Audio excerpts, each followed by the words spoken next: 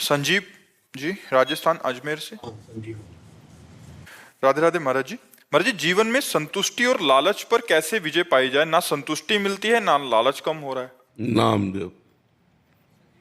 हाँ, नाम जप। जितना भगवान का नाम जप करोगे उतना हृदय पवित्र होगा।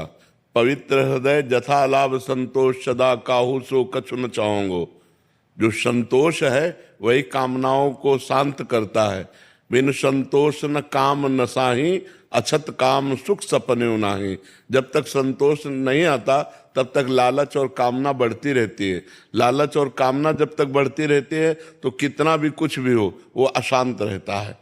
और अशांतस्य कुतः सुखम, जो अशांत है वो कभी सुखी नहीं हो सकता। इसलिए हमें कामनाओं पर शासन करने के लिए, लालच को रोकने के लिए, हृदय को शांत और आनंद करने के लिए हर समय भगवान का मधुर मधुर नाम जपते रहना चाहिए।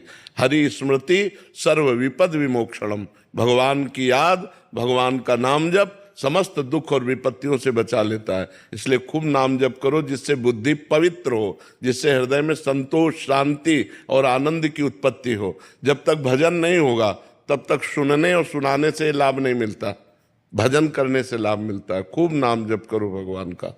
विशाल जी, गांधीधाम। राधे राधे महाराज जी। महाराज जी, इंद्रियों से मुक्त होने के लिए क्या उसे जागृति के साथ भोगना सही है या उसे कंट्रोल करना सही है? क्या घी में आग डालने से आग बुझ जाएगी?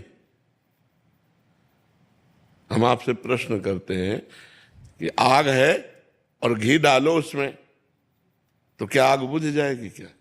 और प्रज्वलित होगी।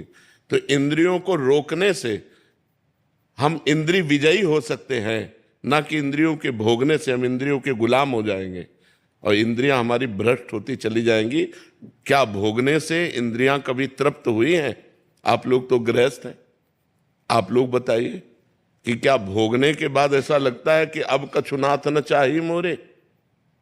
भोगने से यही लगता है और भोगो, अब इसको नहीं, अब इस विषय को भोगो। भोगते भोगते मर गए, अनंत जन्म व्यतीत हो गए हमारे, लेकिन आज तक हमें तृप्ति नहीं हुई। हमको इंद्रियों पर शासन करना चाहिए, ना कि उनकी गुलामी में हमको बहते चले जाना चाहिए। हमारा मानव जीवन मिला है इंद्रिय विजयी होने के लिए, मनोविजयी होने के लिए। हम पशु नहीं है, हम मनुष्य है।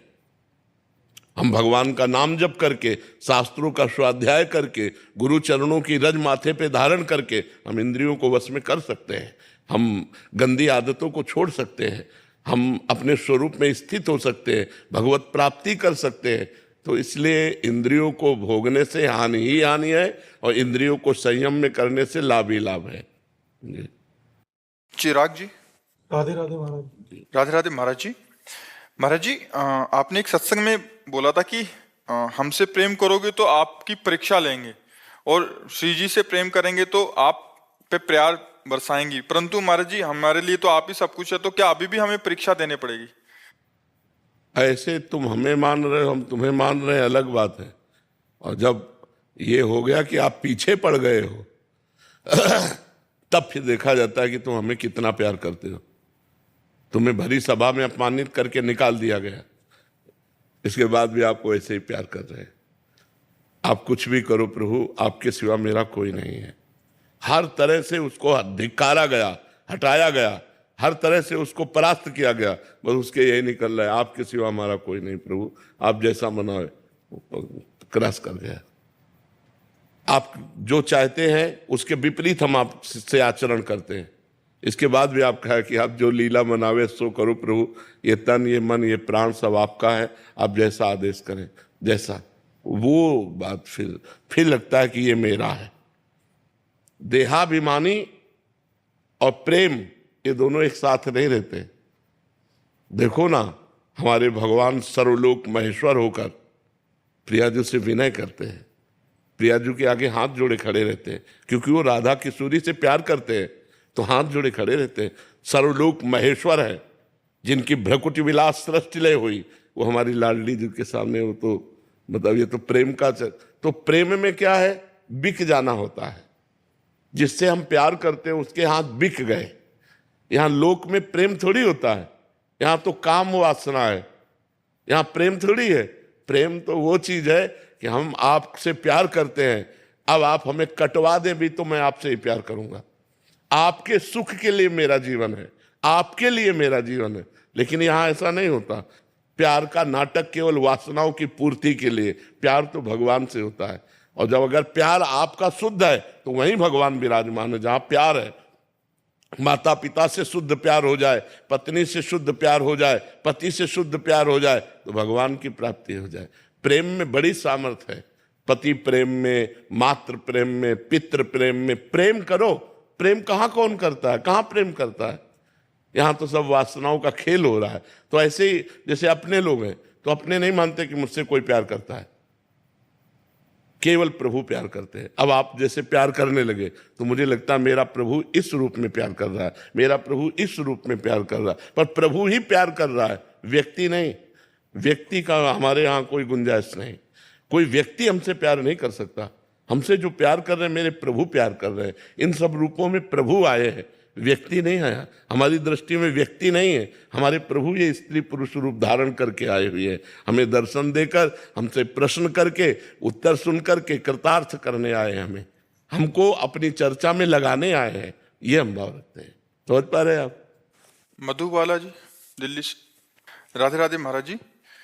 महाराज जी, क्या यहाँ ट्विन फ्लेम जैसी कोई वर्ड, महाराज जी ट्विन फ्लेम वर्ड को ऐसे कहते हैं कि ऐसे लोग जो एक दूसरे को गहराई से जुड़े होते हैं और उनकी आत्मा एक दूसरे का दर्पण हो जाती है, ऐसा इनका कहना है। अगर होता है तो उसे पाने के लिए अपनी आज की लाइफ भूलकर या छोड़कर उसे कलयुग में नहीं, कलयुग में पाए जान जगत में सब जन कपटी कुटिल कलयुगी टंचु।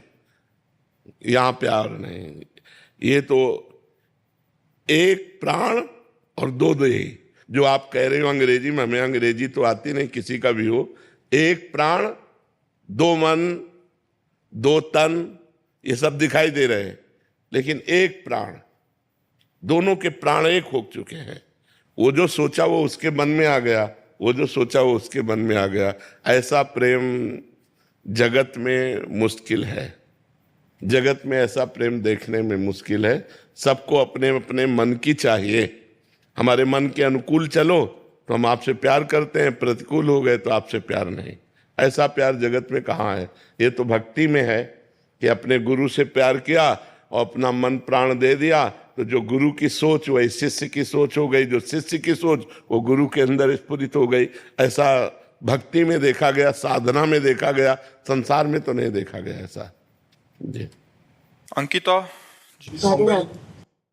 महाराज जी, बचपन से ही मेरे में धैर्य की कमी रही है, लेकिन जब से महामंत्र और राधा नाम का जाप चालू किया है तब से शांति और धैर्य आने लगा है। फिर भी कभी कभी वृंदावन की जब याद आती है तब हृदय व्याकुल होता है। इसमें धैर्य की जरूरत नहीं, इसमें और रोना चाहिए, इसमें और विकल होना चाहिए। भगवान के लिए धैर्य नहीं धारण करना चाहिए कि कभी ना कभी तो मिल ही जाएंगे। नहीं, अभी मिलो, आज ही मिलो, और हम रोएं, हम विकल हो जाएं, हमारा धैर्य टूट जाए, यही उत्तम उन्नति है।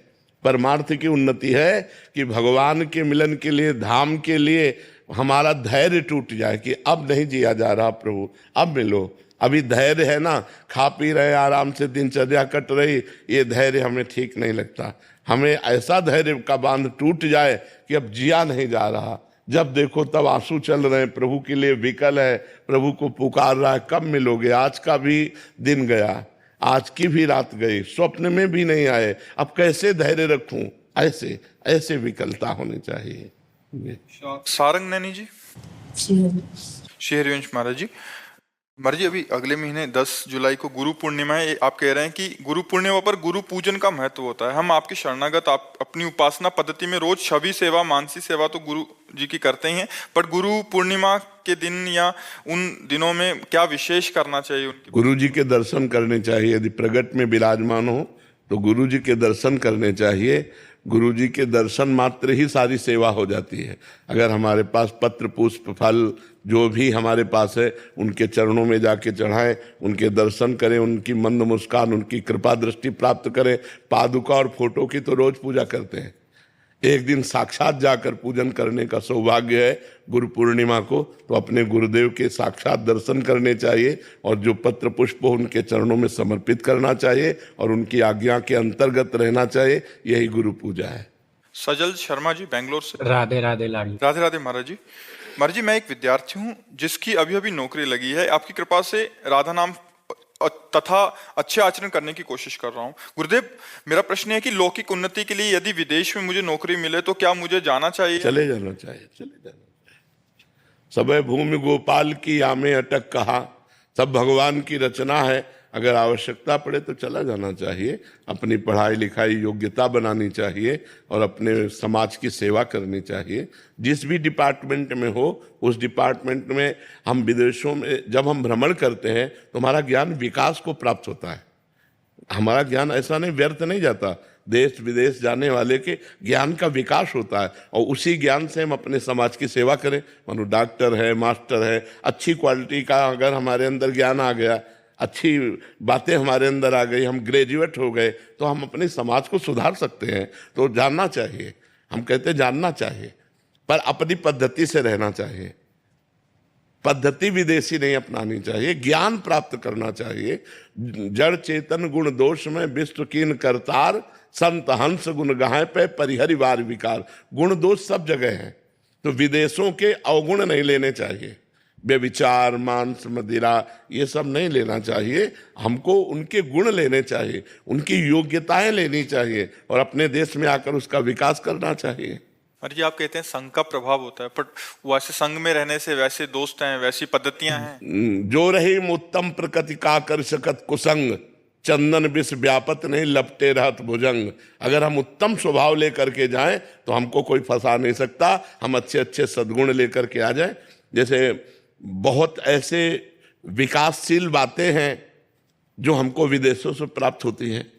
जैसे हमारे बहुत से ऐसे डॉक्टर हैं जो विदेशों में जा कर के अपने कला कौशल, अपने हस्त कौशल से बड़े प्रवीण बनते हैं। जैसे ऑपरेशन है, एक आदमी है कि वो उस तरह नहीं कर पाता और एक है विदेश से सीख के आया है तो उसमें बहुत प्रवीण हो चुका है।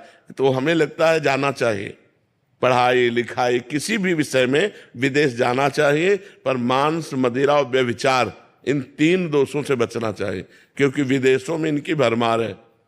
प्रायः लोग नशा करते हैं, प्रायः लोग मांस खाते हैं, भोजन भी प्रायः मांस ही खाते हैं और व्यभिचार करते हैं। तो हम भारतीय हैं, हम अपनी संस्कृति को ना भूलें। हम कला कौशल सीखने के लिए कहीं भी चले जाएं, लेकिन अपनी पद्धति से रहें। जी, और एक बार जो गया फिर आता ही नहीं। अब ये बात तो हमें कम अच्छी लगती है।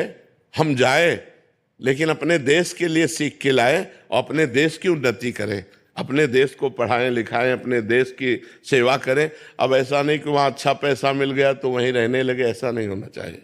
हमें लगता है कि हम भारतीय हैं तो हम जाएं कहीं भी, लेकिन अपने देश से प्यार करते हैं। जैसे हम अपनी माँ से प्यार करते हैं, ऐसे भारत माता से हम प्यार करते हैं। हमें अपने ही देश में आना चाहिए और अपने देश का विकास करना चाहिए।